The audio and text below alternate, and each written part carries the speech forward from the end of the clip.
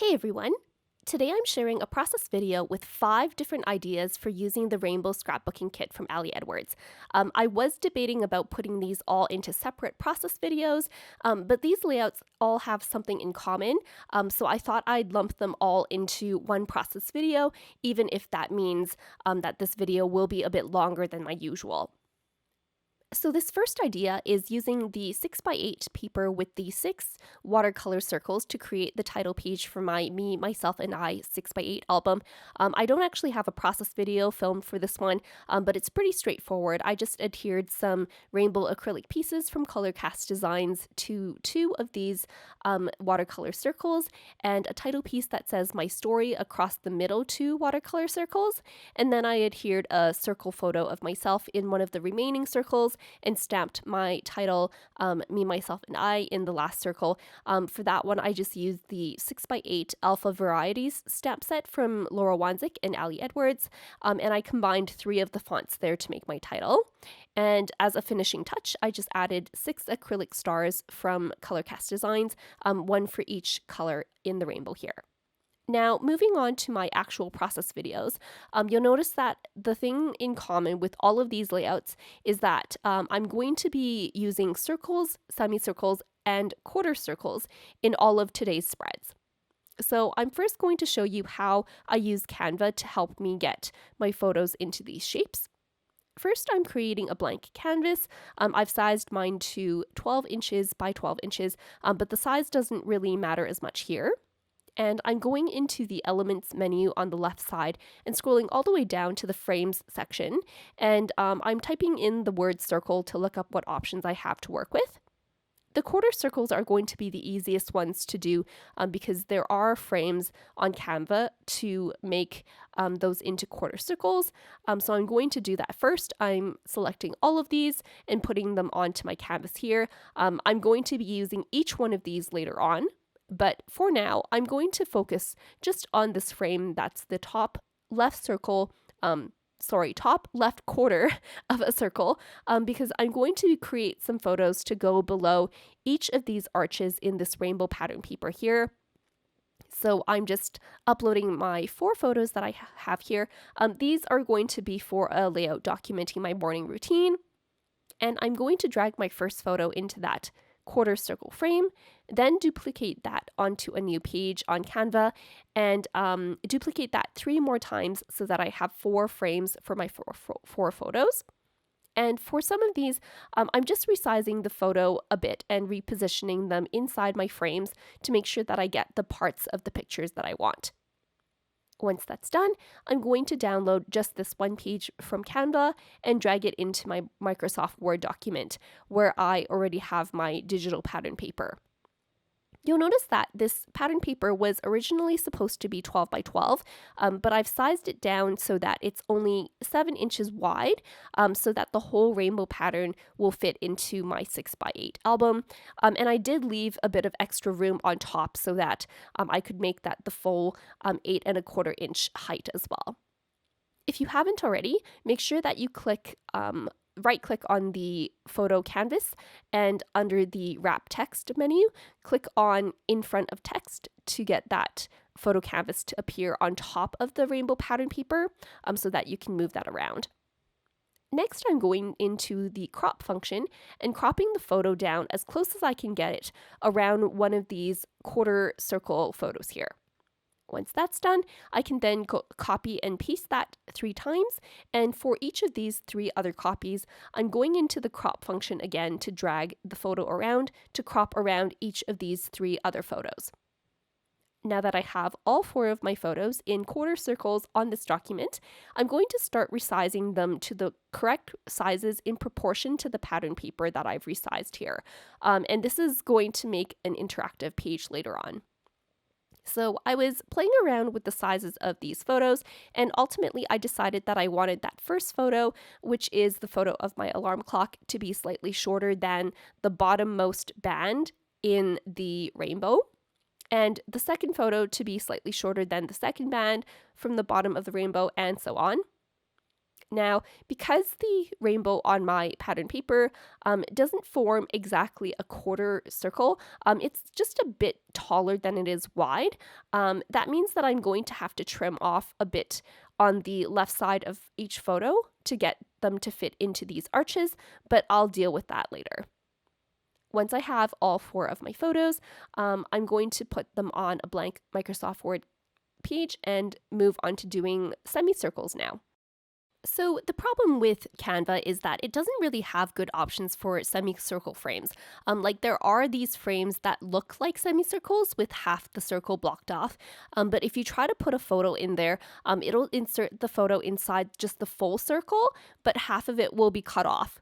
So in order to get your photo into an actual half circle, you need to insert the same photo into both halves of the half circle and piece them together.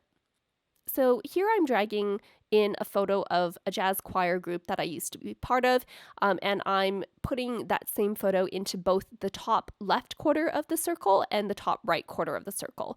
And you want to make sure that your semicircles are butted up right next to each other to make your photo as seamless as possible.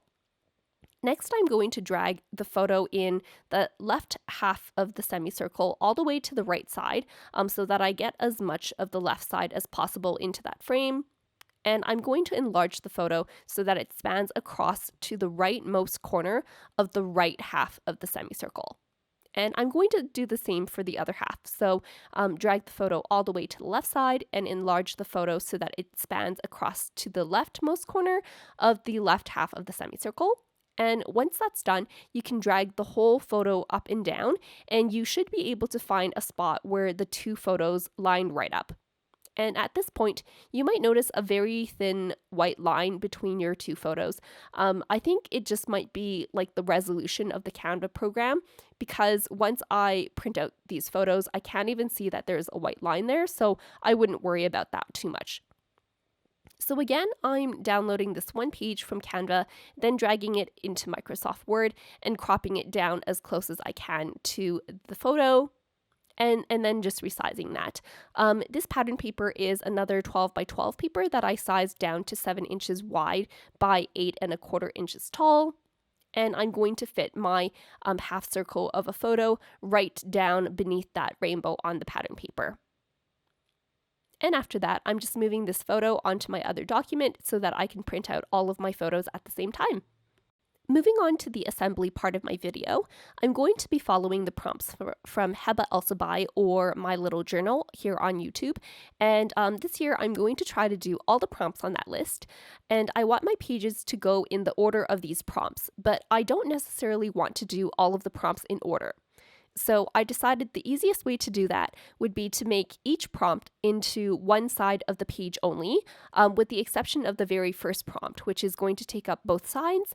And I photocopied a list of the prompts to keep track of which side of the binder each page is going to fall on, because that'll be important for when I'm designing the page and making sure I have enough room to punch my holes into each of those pages. This first prompt that I'm going to be working on is me, and I've taken this 12 by 12 paper from the Rainbow Kit and cut off 2 1/8 inches from the top and 1 1/2 inches from the bottom, and then I cut that in half for the 2 sides of my layout. And I've also printed off a semicircle with a selfie that I took for Thursday 3 this month, and another semicircle with some journaling about me. And these are going to sit in this blank circle space inside all these watercolor splotches. Because each of these pages is only 6 inches wide, and I need my full page to be 7 inches wide to be the size of outside the page protector, I'm going to add a strip of this dotted rainbow pattern paper onto each side of my layout. And it worked out just perfectly that one side of this dotted paper matches the cooler tones in the left side of my layout, and the other side matches the warmer tones on the right side of the layout. Before I attach anything down, I'm going to stamp the prompt onto the top part of this journaling here. I haven't decided if I'm going to number my pages at all, but I'm using the 6x8 lowercase alpha stamps from Ali Edwards, along with my Gina K Jet Black Amalgam ink, and the title just fits on the top here. Next, I'm going to adhere everything down with my Tombow Mono permanent adhesive tape runner. And once that's done, I decided I wanted to add even more color onto this page. So I dug through my embellishments and pulled up some puffy hearts from Twine and Ink. I have no idea where I got these from, but they've been sitting in my stash since forever. And I also have a ton of glitter enamel dots from back when I used to subscribe to Cocoa Daisy. So at first I started out with only including 3 embellishments of each color, and that felt a bit too sparse, so I upped it to 5 embellishments from each color. And among those, I also added some leftover acrylic stars from Color Cast Designs as well. And that's prompt 1 all done. I really like having this spread as kind of like the page after my title page because it ties in a lot of those elements that I had in the first on my cover page, which are the watercolor circles and the acrylic pieces and just more rainbowy goodness. The next prompt that I wanted to do was something that you miss, and I'm documenting the wonderful jazz choir that I was part of back in 2014, 2015, and I did some journaling in a semicircle shape for the top of the page, and I've cut out that semicircle photo for the bottom of the page as well. So for the top, I decided to cut out the blank space above the rainbow and put my journaling in behind instead of trying to fussy cut out a semicircle for my journaling. And I left a bit too much of a gap towards the bottom of my journaling. So I'm going to add one of these larger rainbow wood veneer pieces from the rainbow kit to fill up that space. Next, I'm going to follow these 2 curves here to spell out my title, I Miss This.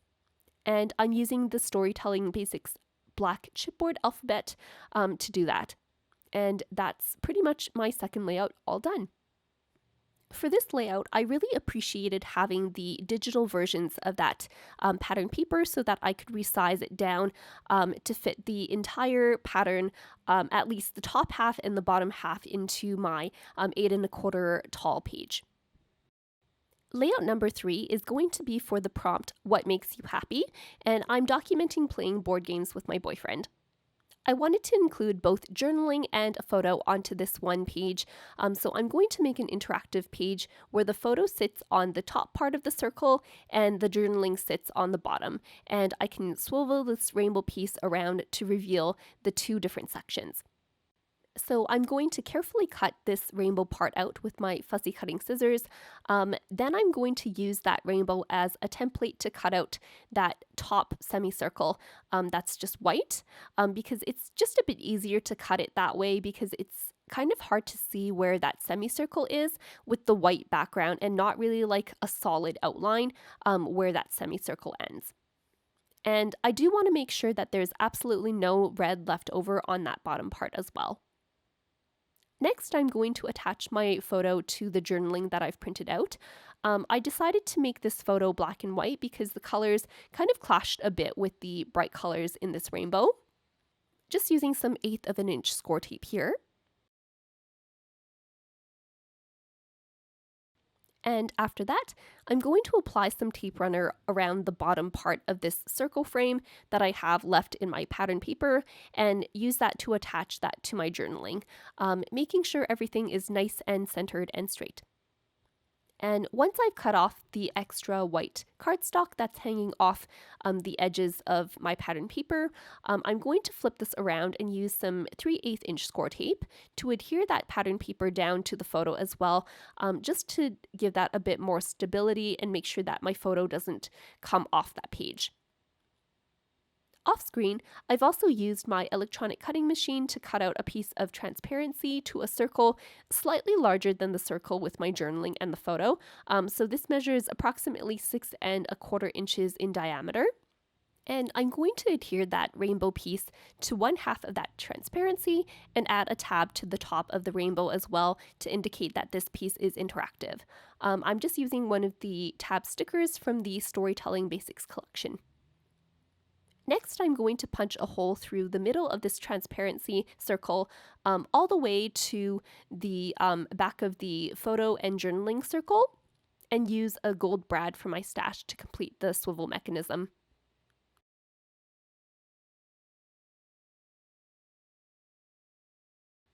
To finish off this page, I'm adding my title with the gold foil puffy alpha stickers. This was also from the Storytelling Basics collection. And I'm going to use one of the 2021 December daily stamps from Ali Edwards to stamp the word love on that tab. This stamp set was called Holiday Phrases, I believe.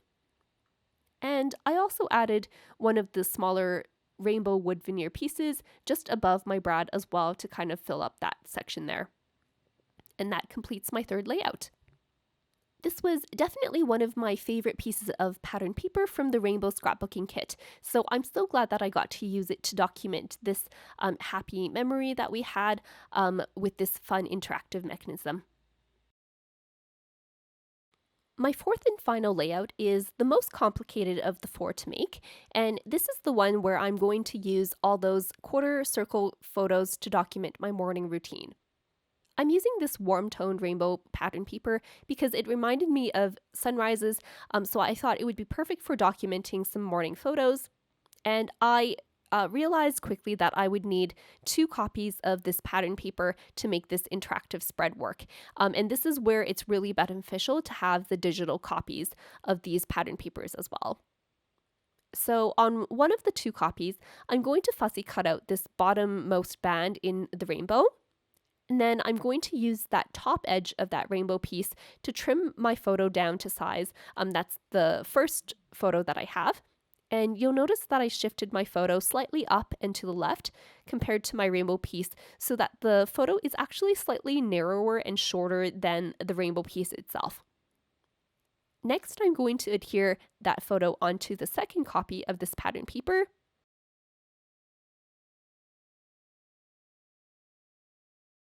And I'm going to cut out that second band in the rainbow on that same copy of pattern paper that I had just adhered that photo down onto.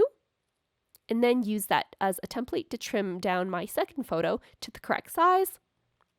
And then adhere that photo down onto my first copy of the pattern paper. And I'm just going to keep alternating between these two until I have all 4 of these rainbow pieces here.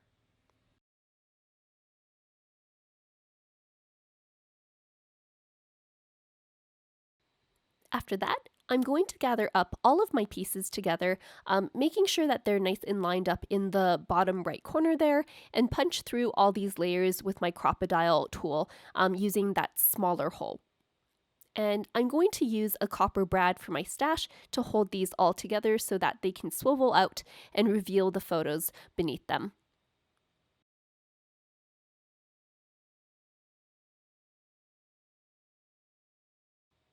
Before I start decorating this top left part of my page, I'm going to punch the holes in the left side first so that I'm not accidentally punching through my journaling afterwards.